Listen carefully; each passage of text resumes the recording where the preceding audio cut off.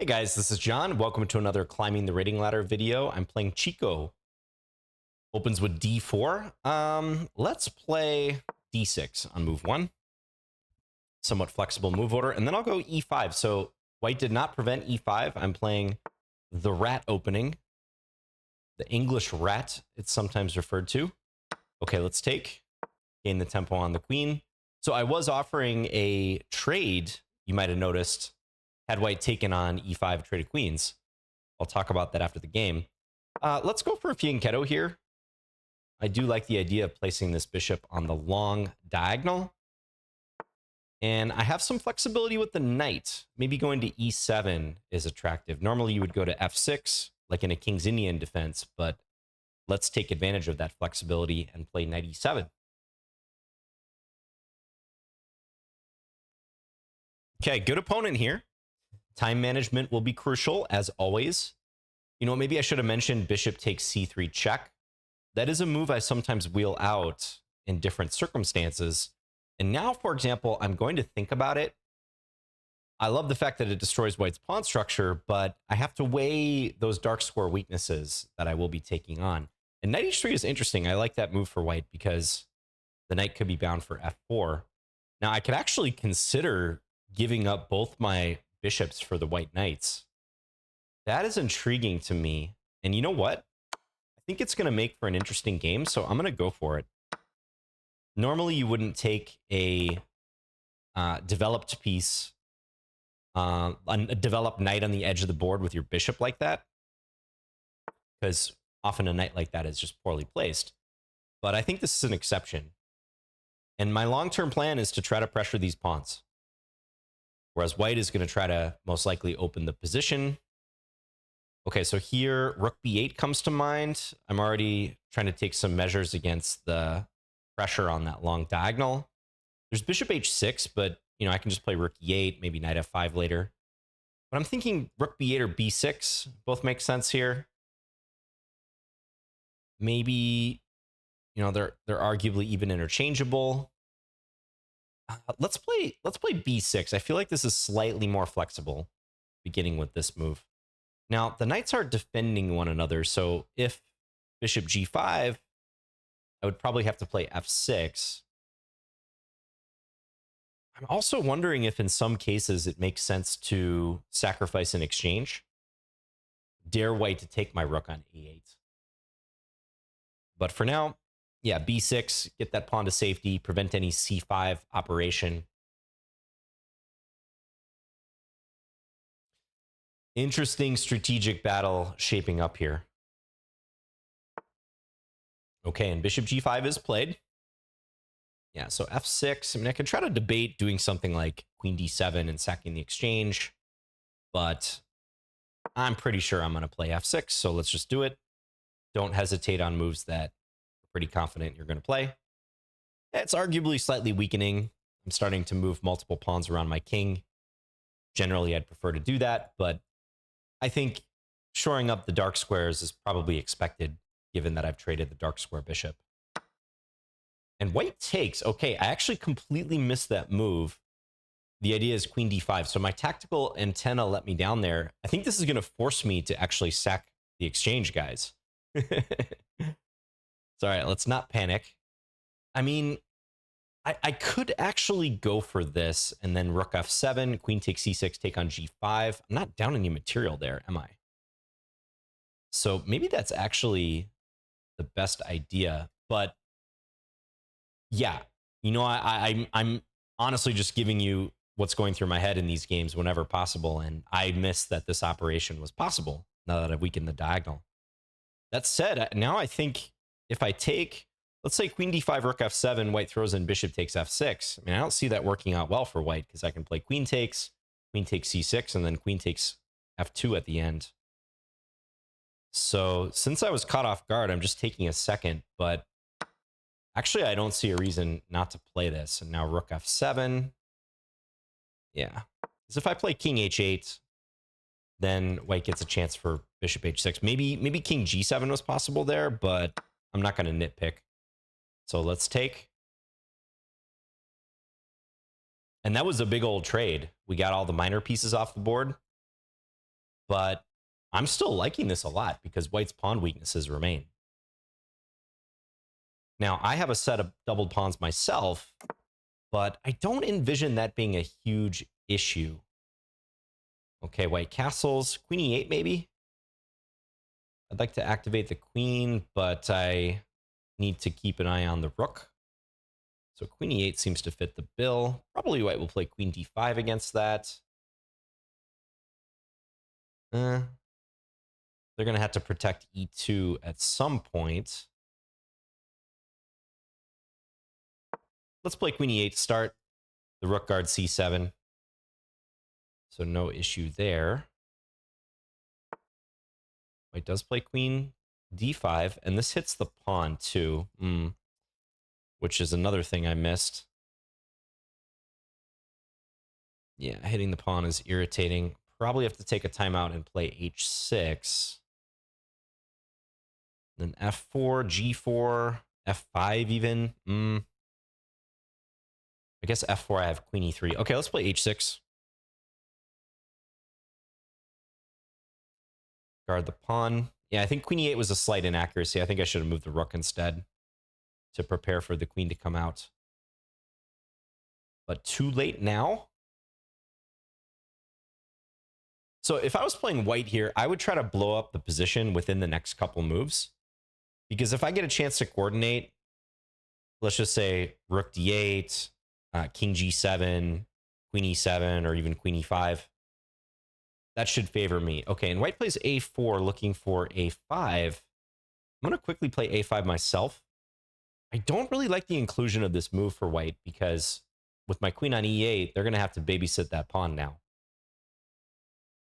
I know if they move the rook, I still can't take it right away because I lose the rook on e8, remember? But why create another weakness when I can just meet a4 with a5? So, seems like a bit of a mistake by white. All right, so I'm trying to use my time here while white is thinking to consider what I would do on the next move if I get the chance.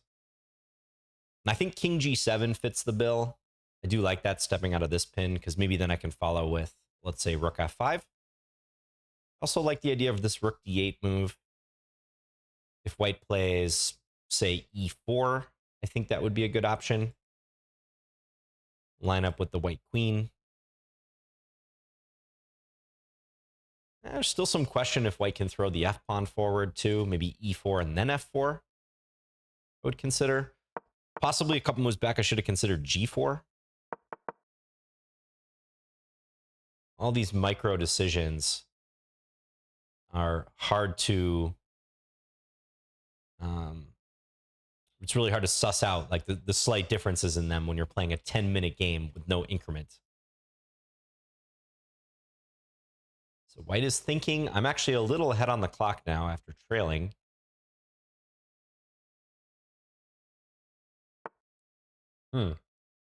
Rook fd1. Yeah, that doesn't look correct to me. I can understand why they're using that rook, because, again, they're trying to keep this a-pawn defended, but I really think they had to play something like f4. But let's not count our chickens before they've hatched. I'll play the rook d8 move. Now I think queen takes e2 is finally a threat. So white defends. Very passive post for that rook. King g7 perhaps at this point. Also rook on d8 to d7 looks interesting. I can try to pivot. Ooh, I kind of like that plan. Yeah, I like the look of this one. Just slowly waltz up to e5. Let's do it. Really, the pawns I have to watch are the kingside pawns. G6 and H6 in particular, because on the queen side, I'm super solid, right? The base of my chain is on C7, and that is a well-guarded pawn. So rook D3. Okay, so introducing both these rook moves. Probably rook E7. I think I can deal with this pin pretty easily if white tries to set that up. And I would welcome a wholesale trade into a single or a double rook ending. So if rook f3, let's say rook e5, I think I'm the only one who can win that rook ending. I'll be threatening rook c5. White can maybe make it difficult, but maybe rook e4 is just too big of a threat there, or rook c5. Sooner or later, these c-pawns are going to become a liability for white, is my thesis in this position.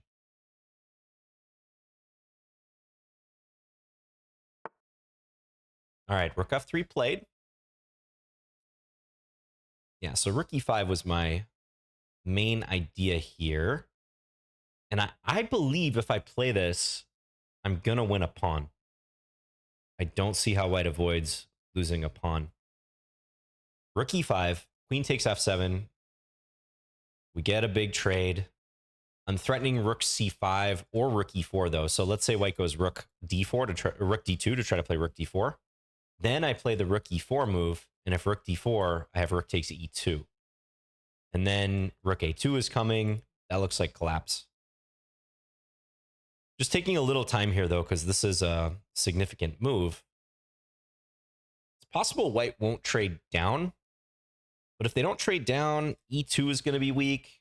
I've just made some nice progress, kicking white's queen off this d5 square. So let's go ahead and play rook e5. I'm not going to pre-move queen takes f7, just on the off chance white takes with the rook, which would be a huge blunder, because I take their queen.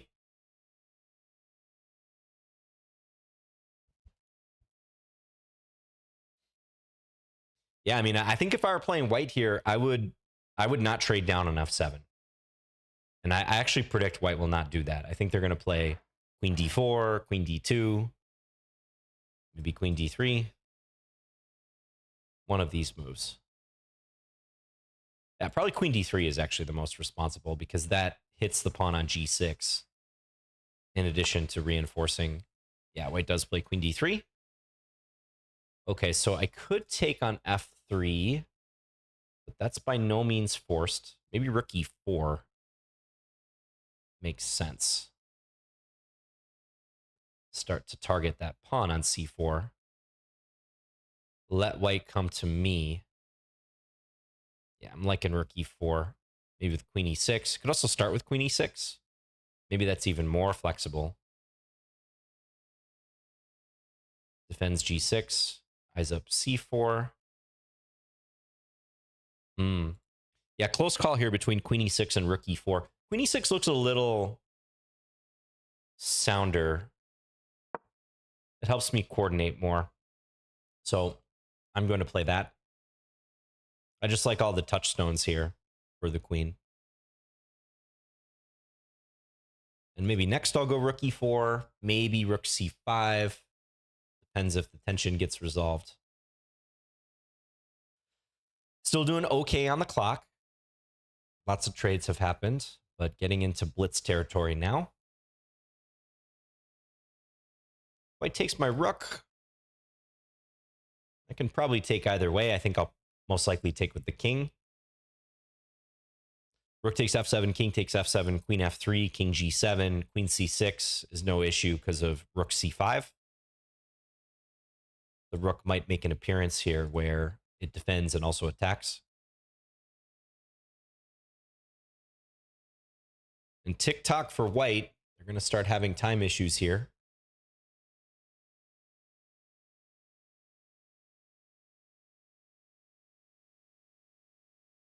Because I moved my queen from e8, technically white doesn't have to watch the a-pawn anymore. So if I were playing white, I would consider moving the rook.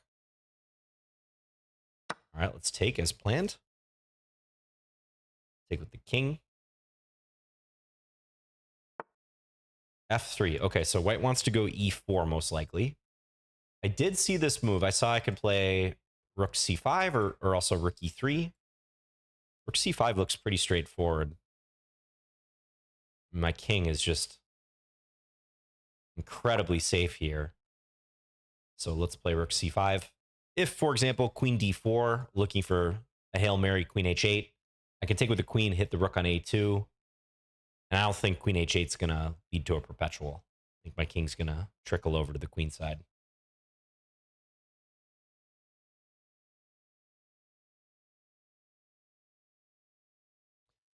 starting to look winning here.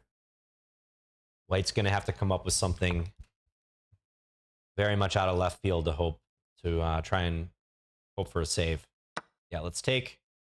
I wouldn't be surprised if White played Queen H8 here, even if they just fully see that they're hanging the rook, because the position's busted if you trade queens. But no, they do the discipline thing. Okay, so they're going to make me earn this. So their rook is completely tied down now, and I'm up a pawn. So to me, that signals I can take my time. I'm thinking d5, bring up my king. I don't see an easy way for my king to infiltrate, but in the long run, I can make a pass pawn on the queen side.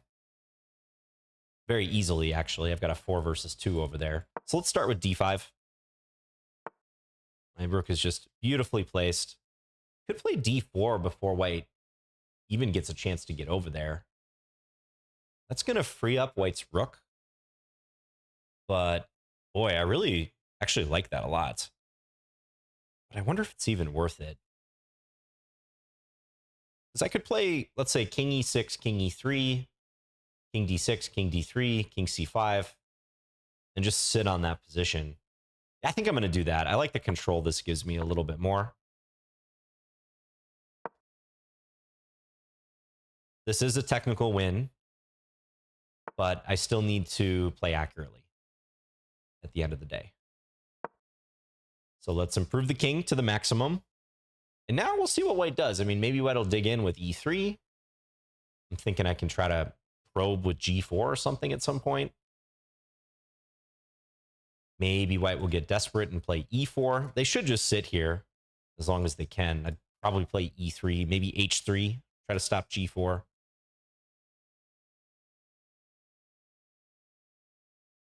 I haven't decided what I'm going to do to make progress. Okay, they play rook a2 because, yeah, the rook's not needed to defend. And I could go for d4 still. I could play b5, try to get that outside a pawn. I could play c6 and try to work up to b5. G4 still looks kind of nice. Go for the squeeze. Getting a little low on the clock, though, so let's make a decision pretty soon. Let's play c6. I'm going to continue waiting. Okay, now e3. So White's committed to that move. I think at this point, I'm going to elect to play g4. Because I want to see if White takes or if they push f4. Either way, yeah, I get the e4 square now. Okay, so this looks nice. So, you know what I'm going to do now? I'm going to maneuver my king over to the queen side and play b5. That's going to be my plan. Because I think without e4 being in the air, well, I say that, but can I just take with the rook? Without e4 being in the air, I think I had the time to do this. And White goes there, but let's defend the pawn. I'm in no rush to take this.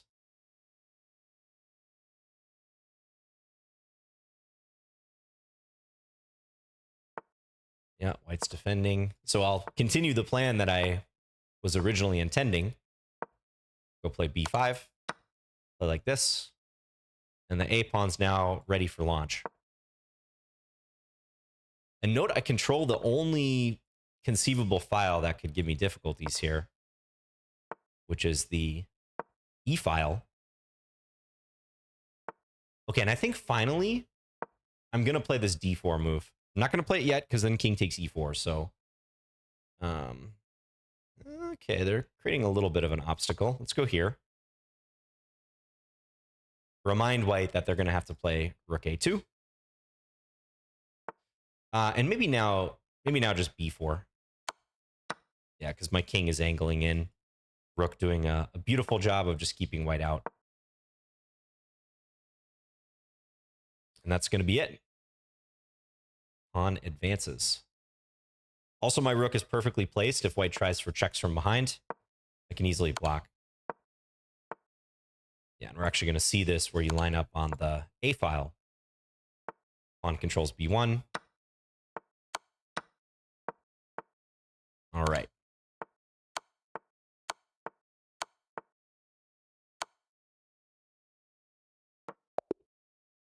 Okay.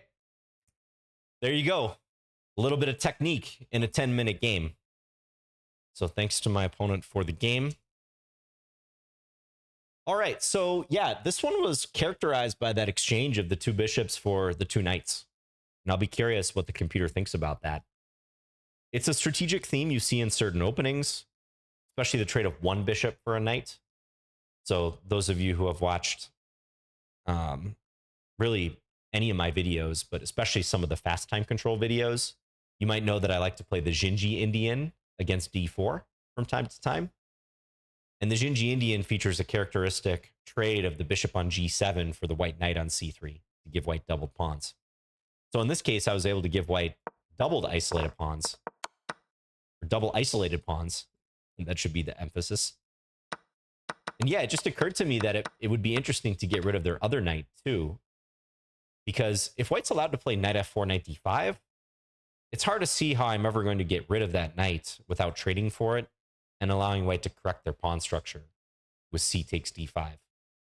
So that was my thinking, just deprive white of both of their knights here and cover myself on the long diagonals as best I can and go to work on these pawns long term. I mean, I have a feeling the computer's probably going to say this is equal, maybe a tiny bit better for black, but close to equal. Because the computer is very good at creating counterplay with the bishops in a situation like this. But for a human, I mean, I kind of like black's chances here. I think it's very easy for white to go wrong. I would say for me, my biggest slip was just not even considering bishop takes c6 now that I played f6. And I'm fortunate that I didn't lose anything in this transaction, because my first thought, I think it's the very first thing that I said when white played this, is that I would have to go for f takes g5 and actually sack the exchange like this. Which honestly is probably not a bad exchange sacrifice, because these pawns are so difficult for white to defend in the long run. But this would not be ideal for me. So I think for white, bishop takes c6 was maybe a case where they thought they had a tactic, but in fact, it just worked out to big trade. And I think white's simply worse here at the end of this transaction. But, I mean, queen e8 I don't think was so accurate for me. I think I should have started with a rook move, like rook c8. Because playing queen e8, allowing queen d5, I had to take a timeout to play h6 to guard the g5 pawn. I really would have preferred to avoid that. And this is so crucial. I think in this phase of the game right here, white has to think hard about how this is going to go in the long run.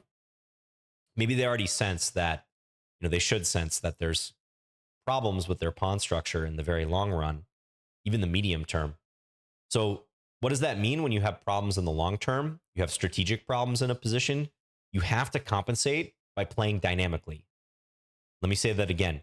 When you have long-term problems in a position, also known as static problems, static weaknesses, you have to compensate by playing dynamically.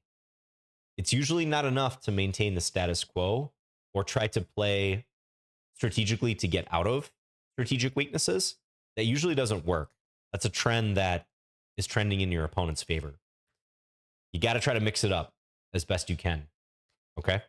So that's why I was thinking about f4, some version of f4, e4 for white, try to make contact with my kingside pawns, and maybe try to use this temporary pin that they have on my rook on f7.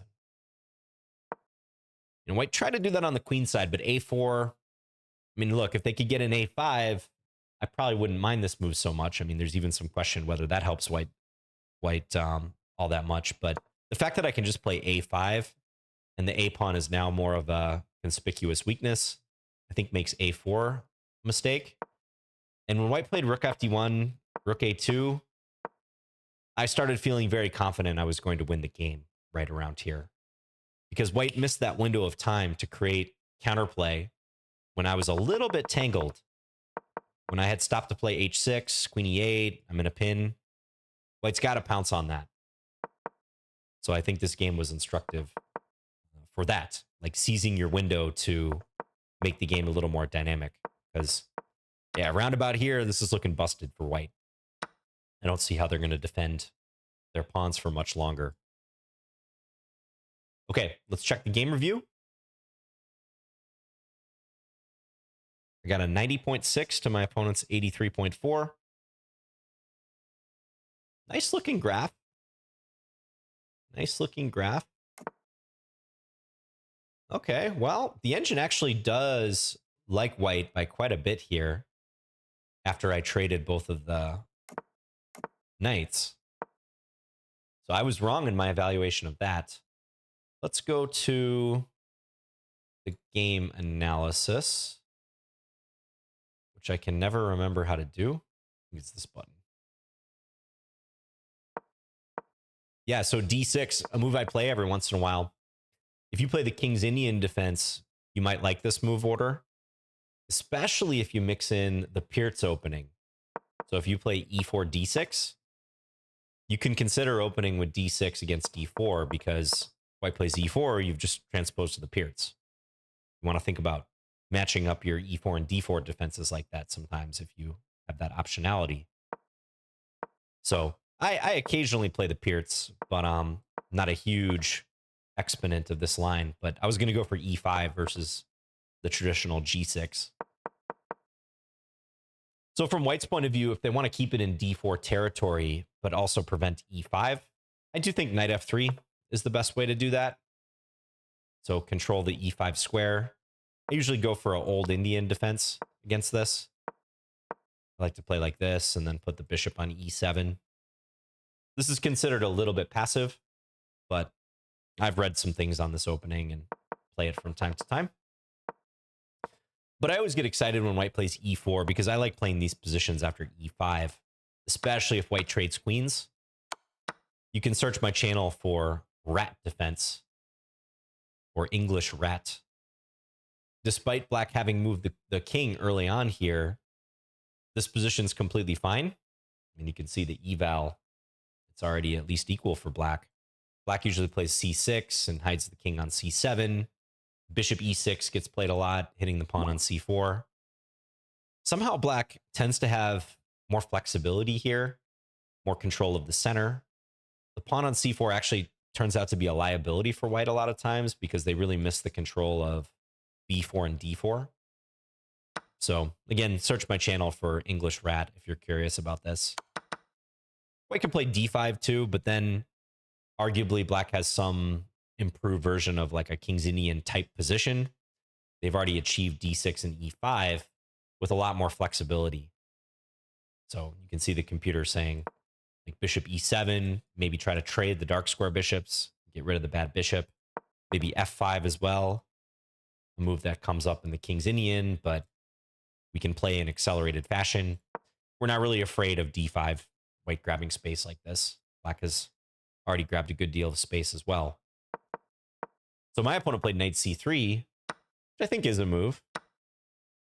And I don't have to take on D4, but it seems like the most natural thing to do.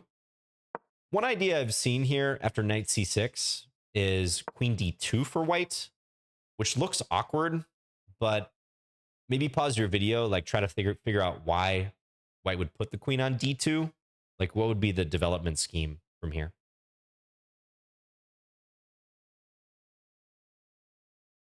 Okay, the engine eval is giving this away, but if white plays queen D2, typically they're trying to play B3 and bishop B2, whereupon they're going to benefit from their queen helping defend the knight, and just in general, their queen being out, but not easily subject to attack.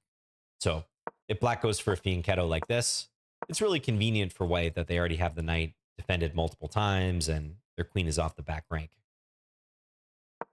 So that's something white could consider. This is an idea that crops up in a few openings, actually. Even some E4 openings.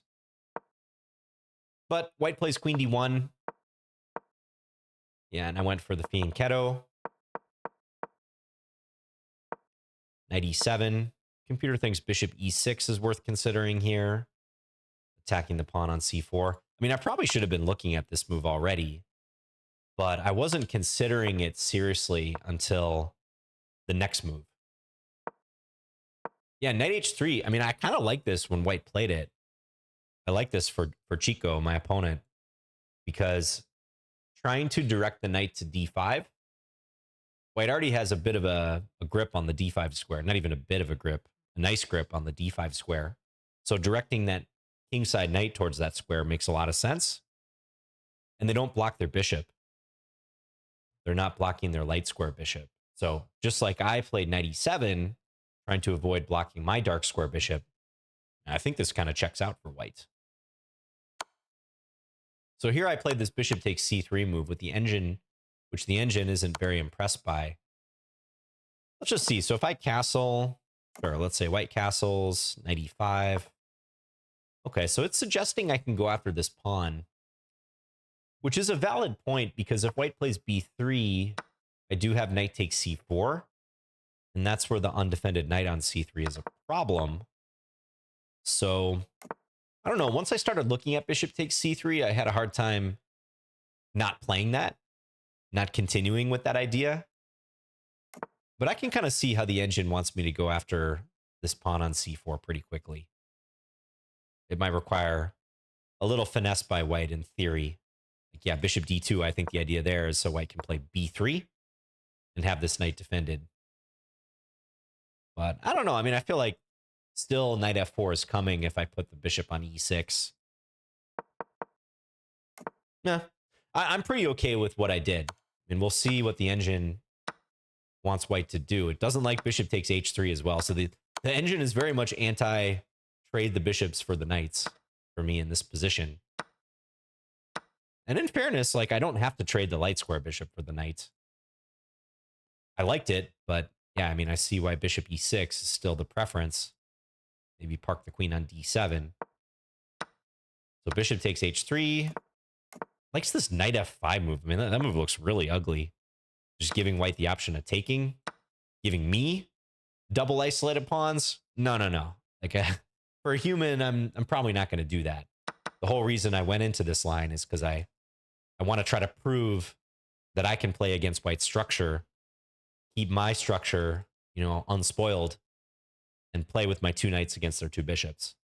So I castle. Yeah, and I mean, it might be worth playing around with this position if you're curious. Maybe have an engine versus engine game and see how the engine would play this for white. I mean, we can kind of get a glimpse, but it's going to recommend white play very actively from here and avoid trades. So yeah, like bishop g5 in this position makes sense, doesn't it? Because if f6, bishop h6, I already can't play rook f7 because of bishop e6. So that leaves rook e8, and maybe I'm a little bit more tied down here. Ah, yeah, and that's another way to attack the rook. Honestly, though, even in a case like this is similar to what I mentioned in the game. Like, I don't think sacrificing the exchange, and in particular getting white's light square bishop in the process, is that big of a concession for me. It's all about keeping that pawn structure pristine, because white's pawns are weaknesses. But I'm not surprised at the same time that the engine thinks that white is still better, because even if I win one of the pawns back, I'm still down a point of material, and the position is beginning to open up a little bit. That might be a good thing for white to lose a pawn here, if that means opening up the position. So yeah, this is challenging to play for white because they're going to have to play actively, and they're going to have to very concretely seize their chances before I get a chance to, you know, sink my hooks into the position, start targeting that pawn on c4 in particular, and fully coordinate. Once that happens, the bishops can easily be worse than the knights. White's counterplay can fall by the wayside. But until that happens, white has to play actively to compensate. It also likes this move rook b1, hit the pawn, and then play something like bishop h6 or bishop g5. Yeah, queen a4. I mean, these moves it's hard because you notice these moves all seem a little disconnected. They're all outwardly fairly active moves, but for a human, it's hard to see how these moves fit together. They're mostly, you know, trying to keep the boot on my throat, but they don't logically connect together so well for white. So I don't know. Tell me in the comments, would you guys have maybe gone for what I did in the game. Bishop takes c3 check, followed by bishop takes h3. Obviously, it turned out well, but do you think you would have done that yourself or even considered that?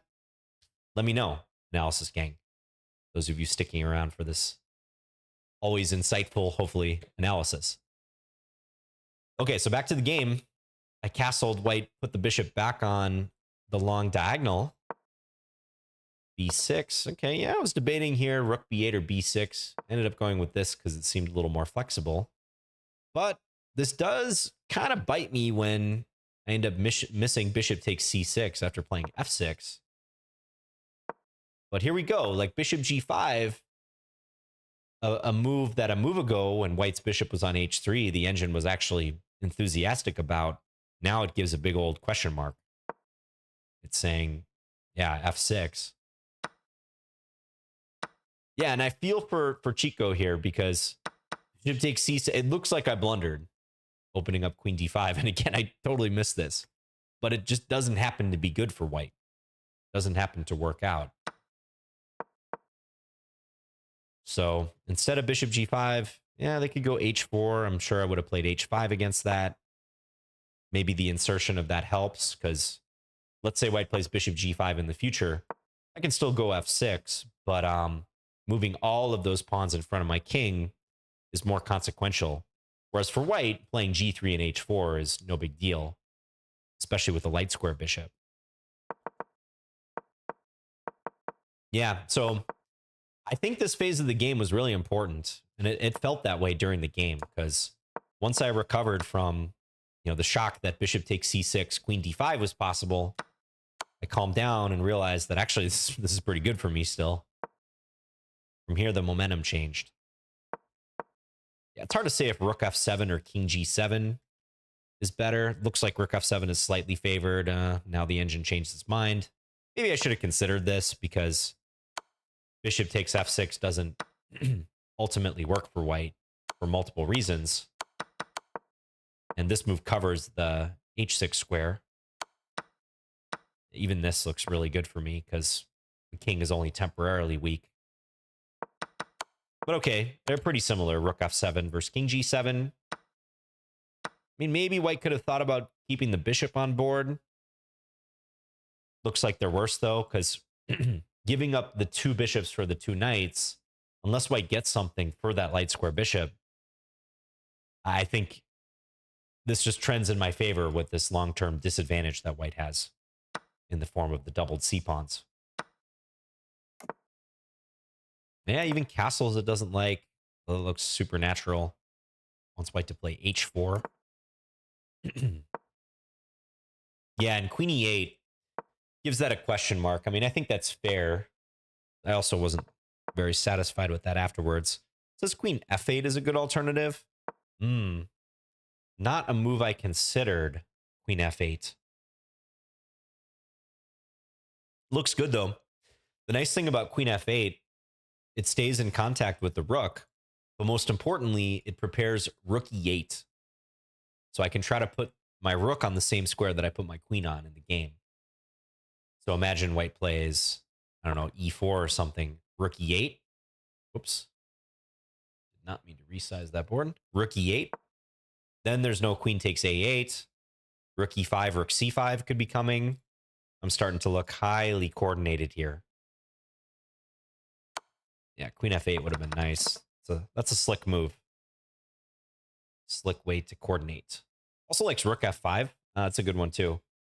Covers the d5 square. Maybe look for rook c5. Rook c8, another move. So yeah, queen e8 a little bit sloppy. Queen d5 is good. Okay, I defend the pawn. Kind of a minor nitpick. The computer says maybe it's not necessary to defend. I wonder if it wants to grab the e2 pawn. Yeah, it wants to trade the g pawn for the e pawn. Okay, I can buy that. But h6 looks pretty natural. Ooh, now I was really negative about a4, but the computer says it's fine. I don't know. I didn't see a big reason to put that pawn on a square where it's gonna most likely be weaker. Yeah, I mean, I think I would have done something like I was mentioning, like e4 with f4. I don't know. Let's just see. Take, rook takes. Oops. Oops. Keep mouse slipping. Yeah, something like this. Just to try to open the position a little more and change the landscape. But I guess even this is better because my king is safe enough. White's going to have those pawn weaknesses to contend with. All right, so a4, I guess slightly misevaluated by me. But here, you can kind of tell based on the analysis, it's starting to say, as I was alluding to, that white needs to look for a way to change the position up. E4, f4. If they don't do that, I think what occurred in the game is bound to happen. It really likes this rook, queen f8 move. I just wasn't even considering queen f8 in the game. But okay, this is good enough. Yep. And I just love how I'm coordinating now. Rook e5. And I mentioned here that if white trades down, wow. Good thing I'm not playing bullet. I'm coming up like one square short with all of my moves. But if white trades down, not only is the end game just difficult in general because of the weak pawns, but I think concretely I'm winning a pawn here with rook c5 and rook e4 as threats. And I mentioned, let's say white goes rook d2, trying for rook d4. I play rook e4, and on rook d4, rook takes e2, and that's sayonara, especially with rook a2, rook takes a4. So I think white did the right thing, refraining from trading down. But yeah, I'm too coordinated now, and probably a pawn is bound to fall, at least one pawn in the very near future. Queen e6. Okay, it likes rook fe7 here instead. Interesting. Not a move I considered. This looked all right, though. Yeah. So maybe rook takes f7 and f3 were weak for white. It definitely made my job a little easier. But I think the position is objectively losing for white. They're too passive. They haven't lost a pawn yet, but it's going to happen soon. It's an ugly position. Again, if white had played queen f3 check and then tried to get some counterplay, this rook c5 move is always a backbreaker. Defending and attacking. Defending the pawn on c4, piling up on, or defending the pawn on c7, I should say, piling up on c4. My king is pretty safe. This is the benefit of having a pawn structure where there's only one weakness, and that weakness is at the base of the chain, right? So the fact that my pawn is on c7, defending everything else, there's a reason you often see pawn structures like that, and you see them from good players, because they're the foundation of a robust and easy to defend pawn structure.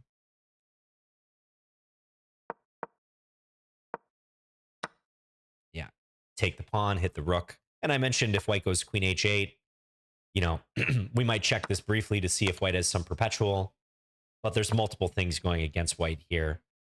Most importantly, I can hide my king, but also my queen is even helping out, controlling some squares.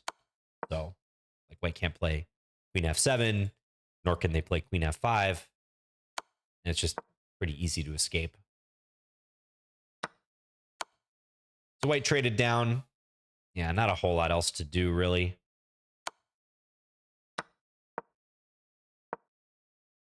I wonder how the engine would play this endgame, because I made a point to take my time. I'm up a pawn. White has little to no counterplay, given that their rook needs to defend the pawns. I think what I did is okay, but I was wondering if I should play d4 somewhere, like even right here. Also g4, playing on the other side of the board. Yeah, I mean, I used quite a bit of time at this point. Fortunately, it didn't cost me in the end. So the reason I think e3 makes things easier for me is this g4 move, trying to break up white's structure. It's not as effective if I play it when the white pawn is on e2, because let's just say white passes and we get a trade. They not only keep control of the e4 square, but now they have a majority of pawns on the king side. So in theory, that could give them some small measure of counterplay. Like if ever they could get f4, g4, f5 in the mix, maybe get their rook behind, even if it means sacrificing a pawn, they're going to have some slight counterplay. But when I play g4 after white has played e3, now they're faced with the simple problem that their pawn on f3 is undefended. There's no pawn on e2 anymore defending it. So it's either move it or lose it, right? They can't defend with the rook because I'm going to snipe the pawn on a4, pick up another pawn. So they pushed, but even if they take, they have a similar issue. They haven't created a pass pawn. I rule the roost on the fourth rank. There's no e4. I don't have to worry about any pawn counterplay specifically.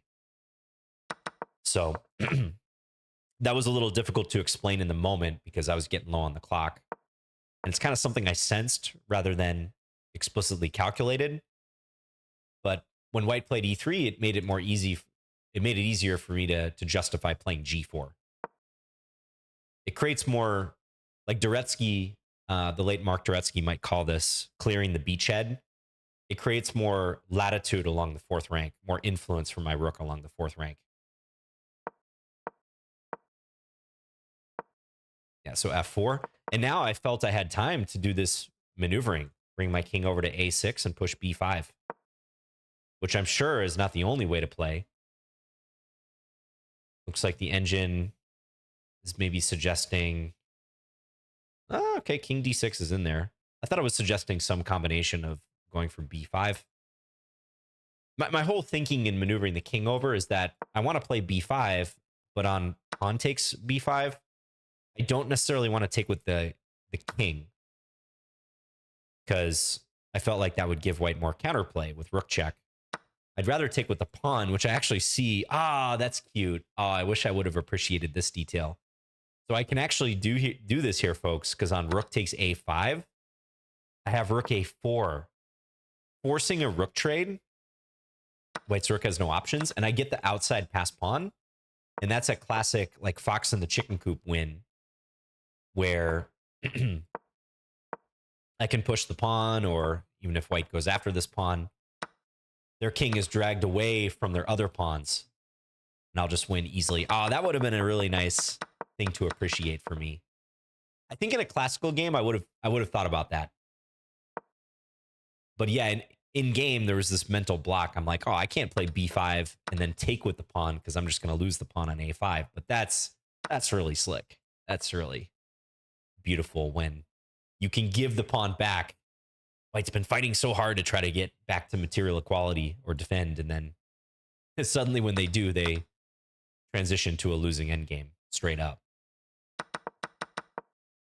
But I think this really showcases how you don't have to be in a hurry on the board in a situation like this, where you're up a pawn, you've got control, your opponent's tied down to weaknesses. Take your time. Okay, if the clock's running against you, as it is kind of here, you might not be able to take your time on the clock, but take your time in the position if time on the clock is not a concern. Yeah, and I think white just either got desperate or just missed that rook takes e4 was possible here. But just to show you, let's just say white waits. It's going to do this, then play b5, take, do this, a4, kind of similar to what I did in the game. Probably eventually play b4. Maybe this still requires some technique. I can kind of show what I'm thinking about here, but eventually try to break through. Maybe it's best for this to happen for white when they can give me a check. But basically muscle my way up if I can and promote the pawn. Kind of similar to the game. Yeah, and just nothing for white to attack. Their king can never breach the fourth rank, so I suppose it's worth pointing out they could maneuver their king to b3, but then I might oh, another mouse slip. I might tie them down to the e pawn instead. like make them play this miserable position. And then, yeah, like maybe tidy things up, h5. Maybe do this again. Decide which way I want to recapture. Probably still take with the pawn. Just that control of the fourth rank just makes everything so much easier here. You know, some muscle in type scenario again. Even if they go back, like we're probably looking at Zugzwang type situations. White's rapidly running out of moves. So difficult to play when white is constantly tied down to weaknesses. This is the type of ending where even if material was equal way back in, let's say this situation, like put a white pawn on, I don't know, d4, it would still be really difficult for white to defend because they're lacking counterplay. They're tied down to weaknesses.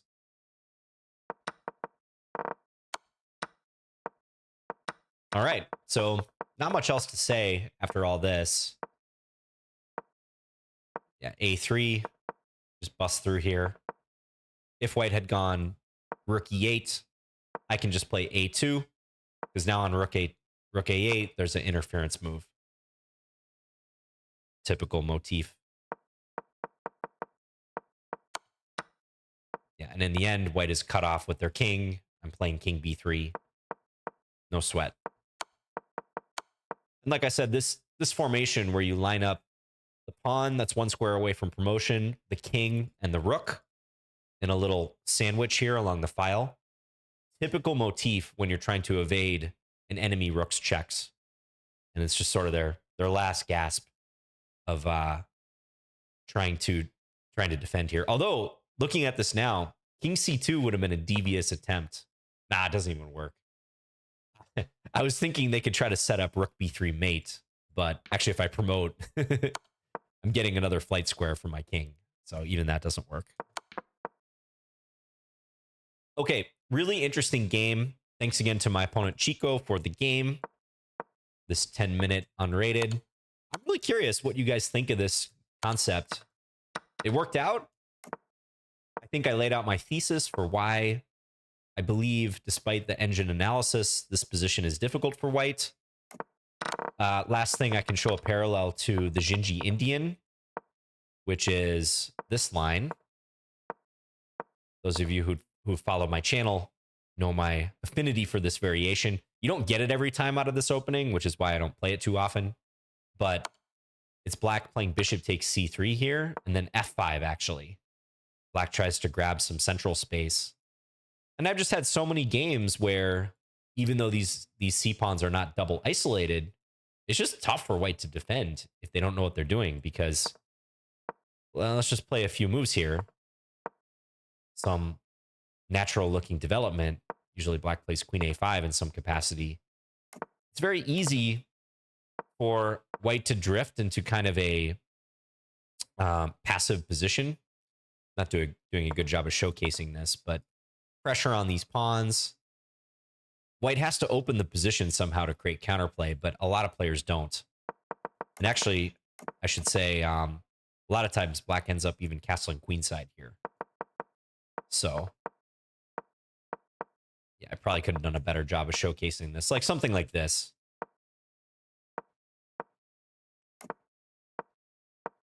If black ever gets a chance to play queen a4 as well, hence why a4 for white is handy. Almost all the queenless middle games, if the queens get swapped, are good for black. The bishops have very little scope, and the knights can just feast long term. White's tied down to those weaknesses. So, very similar to this opening. Okay, hope you're all doing well. I really enjoyed this game. I think there were a lot of good learning points on this. Let me know if you have any questions or feedback. Thanks for watching, guys. I'll see you soon.